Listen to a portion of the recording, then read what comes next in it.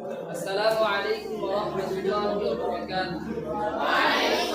আলহামদুলিল্লাহি ওয়াহদা ওয়াসসালাতু ওয়াসসালামু আলা মান লা নাবিয়্যা বা'দা আম্মা বা'দ।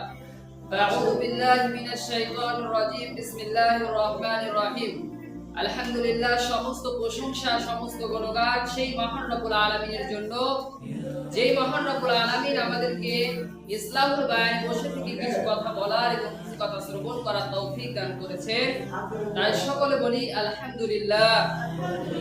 সালাম বর্ষিত হোক শেষ নবী হযরত মুহাম্মদ রাসূলুল্লাহ সাল্লাল্লাহু আলাইহি ওয়াসাল্লামের প্রতি, যার আদর্শকে বাস্তবায়ন করাই আমাদের জীবনের একমাত্র লক্ষ্য উদ্দেশ্য। সকলে বলি সাল্লাল্লাহু আলাইহি ওয়াসাল্লাম। সম্মানিত উপস্থিতি, আজকে আমার আঞ্জুমানের পক্ষ থেকে বিষয় দেওয়া হয়েছে আদর্শ পুরুষের বৈশিষ্ট্য। সম্মানিত উপস্থিতি, মানবিক একটি উন্নত, একটি সৎ মানুষ, একটি ভালো মানুষ, যে উন্নত করতে মানুষ পারে, যার দ্বারা মানুষ উপকৃত হয়, সেই হচ্ছে আদর্শ পুরুষ। সম্মানিত উপস্থিতি, একটি জাতি, একটি ধর্ম, একটি সমাজকে পরিচালনা করার জন্য একটি পুরুষের দায়িত্ব অনেক রয়েছে। যেমন একটি সন্তান, আদর্শ সন্তানকে গড়তে হলে একটি আদর্শ মায়ের দরকার, একটি আদর্শ পরিবার করতে হলে একটি আদর্শ নারী এবং আদর্শ পুরুষের দরকার। তেমনি ভাবে একটি দেশ, একটি রাষ্ট্র, একটি সমাজকে পরিচালনা করার জন্য একটি আদর্শ পুরুষের দরকার।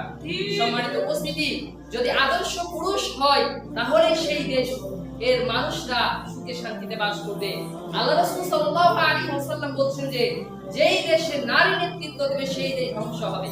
সম্মানিত উপস্থিতি, আল্লাহ তাআলা কারীমের মধ্যে সূরা কলামের 4 নম্বর আয়াতের মধ্যে বলছেন, ওয়াইন্নাকা লা খুলুকিন আযীম, নিশ্চয় আপনি মহান চরিত্রের অধিকারী। সম্মানিত উপস্থিতি, তাহলে আমরা উক্ত আয়াত দ্বারা যেটা বুঝতে পারছি যে আল্লাহ তাআলা বলছেন আপনি নিশ্চয় মহান চরিত্রের অধিকারী। এখানে মহান চরিত্রের অধিকারী কাকে বলা হয়েছে? যিনি মুহাম্মদ সাল্লাল্লাহু আলাইহি ওয়াসাল্লাম।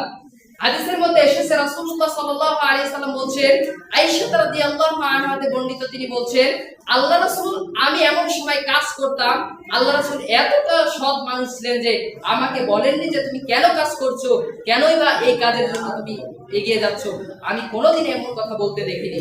সম্মানিত উপস্থিতি, হাদিসের মধ্যে এসেছে রাসূলুল্লাহ সাল্লাল্লাহু আলাইহি ওয়াসাল্লাম বলেছেন, কিয়ামতের দিন 7 শ্রেণীর ব্যক্তি আল্লাহর আরশের নিচে ছায়া পাবে, যেই দিন আল্লাহর ছায়া ব্যতীত কোনো ছায়া থাকবে না। তার মধ্যে একটি হচ্ছে ওয়াশাবুন নাসাউ ফিল ইবাদ, যেই ব্যক্তি, যেই যুবক ছোট কাল থেকে আল্লাহর ইবাদতে বড় হয়েছে। সম্মানিত উপস্থিতি, তাহলে আমরা উক্ত হাদিসের মাঝখান থেকে বুঝতে পারছি যে আল্লাহ রাসূল সাল্লাল্লাহু আলাইহি ওয়াসাল্লাম বলেছেন যে সেই যুবক, যেই যুবক আল্লাহ তাআলার ইবাদতে বড় হয়েছে। সম্মানিত উপস্থিতি, তাহলে আমাদেরকে যুবক যৌবন কাল সম্পর্কে, আমাদেরকে কিয়ামত সম্পর্কে আল্লাহ রাসূল সাল্লাল্লাহু আলাইহি ওয়াসাল্লাম বলেছেন যে প্রত্যেকটি মানুষকে কিয়ামতের দিন 5টি বিষয় জিজ্ঞাসা করা হবে। এই 5টি বিষয়ে যারা প্রশ্নের উত্তর দিতে পারবে না, তারা পা এদিকেও করতে পারবে না, ওদিকেও করতে পারবে না। তার মধ্যে প্রথমটি হচ্ছে যৌবনকাল সম্পর্কে। সম্মানিত উপস্থিতি, তাহলে এই যে যুবককালের ইবাদত, এটা আমাদেরকে বেশি বেশি প্রাধান্য দিতে হবে। সম্মানিত উপস্থিতি, হাদিসের মধ্যে আরেকটা বলা হয়েছে যে রাজুলুন দাআতুহু মারআতু জাতুন ওয়া হাসিবিন ওয়া জামালিন ইন্নী ফাকালু। সম্মানিত উপস্থিতি, এমন লোক, যেই লোক আল্লাহ তাআলা বলছেন যে এমন লোক যেই লোককে সুন্দরী নারী আহ্বান করেছে, কিন্তু সে বলেছে ইন্নী আখাফুল্লাহ, নিশ্চয় আমি আল্লাহ তাআলাকে ভয় করি। সম্মানিত উপস্থিতি, তাহলে আমরা বুঝতে পারছি যে সেই যুবক, যেই যুবক নারী তাকে ডাকে কিন্তু সে বলে যে আমি আল্লাহ তাআলাকে ভয় করি।